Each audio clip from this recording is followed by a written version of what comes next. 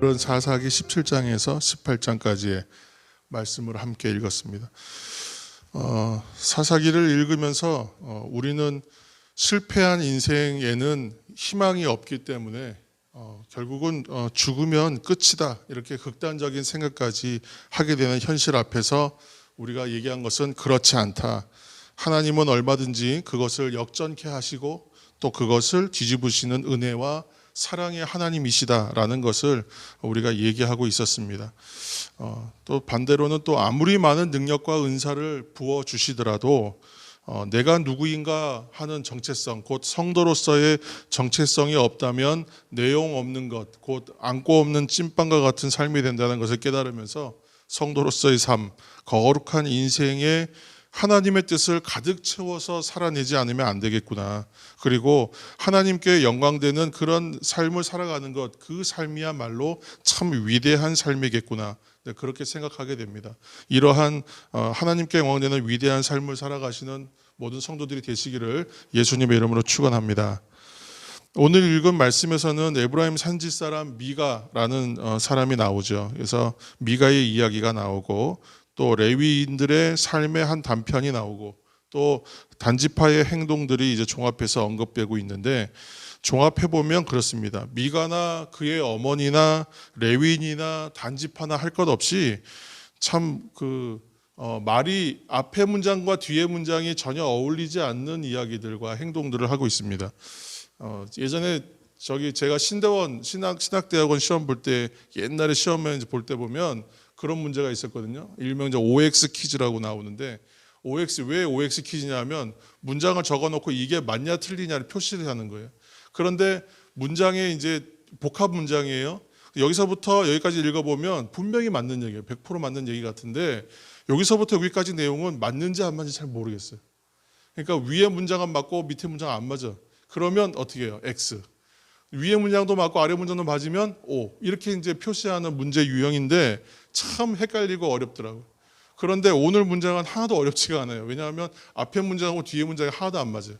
그러니까 지금 행하는 일들이 하나님 뜻과 맞는 일들이 없습니다. 대부분의 이야기는 뭐냐면 자기 소견대로 하였다, 그 말로 대표되는 거죠. 그래서 17장 우리 6절 말씀 먼저 한번 읽으시겠습니다. 17장 6절 말씀.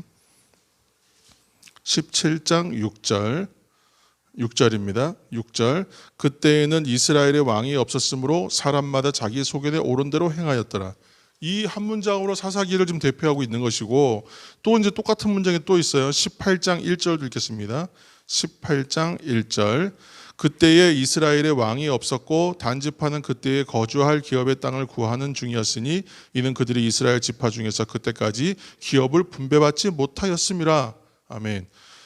지금 그때에 이스라엘의 왕이 없었다라는 얘기가 실제로 왕이 없었기 때문에 그랬느냐라는 말로 이제 이해하시면 안 되고, 뭐라고 얘기하냐면 오직 하나님께서 왕이 되셔야 한다는 거예요. 지금 인간으로서는 왕이 되어서는 소용이 없다는 거예요. 누가 되든 사람이 왕이 되어서는 이 모든 온전하게 살아가는 방법들을 깨닫지 못한다.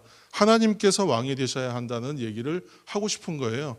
그렇게 하고 있는데 18장 1절에도 이스라엘의 왕이 없어서 이제 그런 문제가 생겼다라고 얘기하면서 단지파가 지금 뭐 하냐고 하고 있냐면 자신들의 기업의 땅을 구하고 있는 거예요. 이스라엘 지파 중에서 이미 사실 여호수아 때 땅 분배는 끝났잖아요. 그러면 이제 그 땅을 자기들이 어떻게 해야 돼요? 얻어내야 되는 거예요. 자기들이 그 땅을 자기들이 가져가야 되는 거예요. 자기들이 완성해 나가야 되는데 거기에 있던 사람들을 쫓아내고 자기들이 그 땅을 차지해야 할 것인데 그렇게 하지 못했기 때문에 지금 이런 일들을 하고 있는 거죠. 그러니까 지금 미가 또 레위인 또 단지파 모두 지금 정말 앞뒤가 맞지 않는 그런 지금 삶을 살고 있습니다. 이처럼 사사시대는 말씀대로 사람마다 자기 소견에 옳은 대로 행하였다, 그 말로 대표되는 삶을 살고 있었던 거예요. 그래서 개인이고 가정이고 집하고 할 것 없이 모두가 하나님을 떠나서 각자 자기가 원하는 대로 행하며 살았고 시대를 이끌어가야 할 위치에 있었던 제사장들이나 레위인들마저도 책임과 역할을 전혀 하지 못하는 그런 방황하던 시대였다라고 얘기하고 있습니다. 결국은 누가 왕이 되느냐 하는 이야기인 거예요. 그런데 인간으로서의 되는 왕은 소용이 없는 거예요. 그래서 오늘 18장 1절 말씀처럼 왕 되시는 하나님을 찾아야 되는데 그런 왕을 찾는 것이 아니라 땅을 찾고 있는 거예요. 정작 찾아야 할 것이 아니라 다른 걸 찾고 있다는 거예요. 지금 번지수가 틀렸다는 얘기를 합니다. 그리고 아까 말씀드린 대로 그때 땅 찾는 시기가 아니고 땅 찾을 때가 아닌 거죠. 왜냐하면 땅 분배는 이미 옛날에 끝났어요. 이후에 단지파의 행동들은 그 안에 뭐가 없냐면 하나님이 없습니다. 하나님이 없어요. 자신의 뜻대로 판단하고 행동하고 맙니다. 우리가 지금 오늘날 성도들의 삶을 이제 살아갈 때에 진리를 따르는 삶을 살아야 한다고 얘기하는데 진리를 왜곡하고 바꾸는 사람들을 누구라고 합니까? 우리가 이제 쉽게 말하면 사이비 또는 이단이라 그러잖아요. 그러니까 진리인 것처럼 얘기하지만 진리와 가장 비슷하게 얘기하지만 그게 진리가 전혀 아닌 것.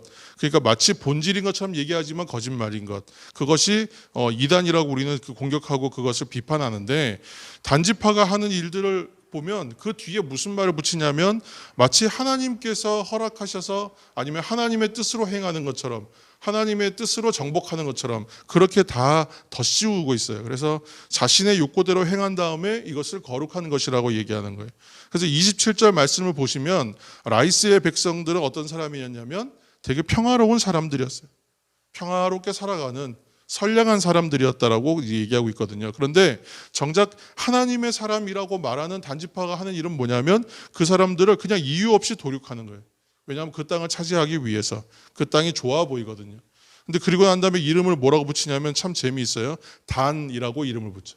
이 단이라는 말의 뜻이 뭡니까? 바로 심판이란 뜻이거든요.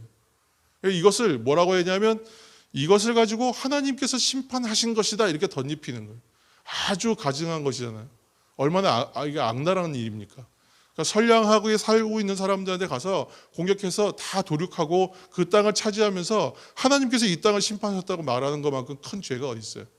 이거 왜곡도 너무 이런 왜곡이 없는 거죠. 지금 그 사사기를 보면서 성도로서 우리가 이 땅을 어떻게 살아가야 하는가에 대한 굉장히 위기감을 느낄 정도의 정복전쟁이고 거룩한 심판인 것처럼 이름을 걸어두고 이 일을 행합니다. 성도는 그래서 말씀 붙들고 살지 않고 세상 따라 살면요 지금 이것과 다를 바가 없어요.